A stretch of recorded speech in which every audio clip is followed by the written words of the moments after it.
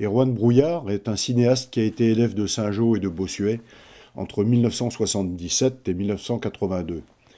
À la fin des années 90, il réalise un film, Pensionnaire à Saint-Jean, qui sera diffusé en 2001. Il passera entre autres sur FR3 Bretagne. En interviewant d'anciens professeurs et d'anciens élèves, il retrace la vie de pensionnat jusqu'aux années 60.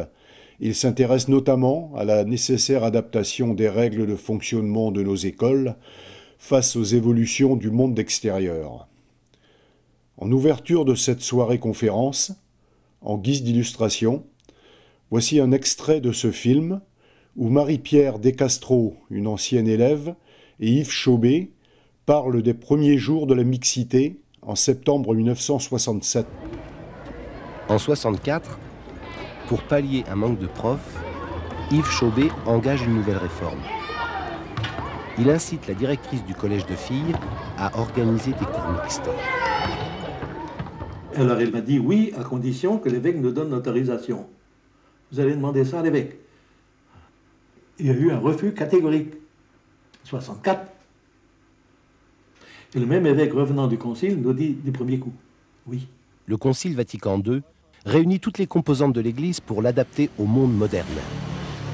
Désormais, la messe n'est plus dite en latin et les femmes peuvent aller à l'Église sans se couvrir la tête.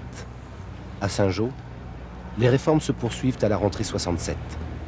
Dès l'instant où j'ai su que ça allait devenir mixte, pour moi ça a été la panique, quoi. Ici, il n'y avait pas de garçons. Premièrement, on n'avait aucun contact avec les garçons. On ne savait pas comment réagissait un garçon. On se demandait, vous savez, au fin fond de la campagne, on est dans sa ferme, on ne voit pas grand monde.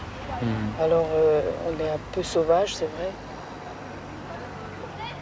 On a fait une réunion des parents à la salle des fêtes. Il y avait 500 personnes, hein, pour leur demander l'autorisation de faire la mixité. Qu'est-ce qu'ils en pensaient?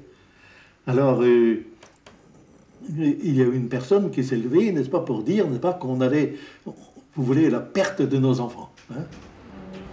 L'autre entrée est par là?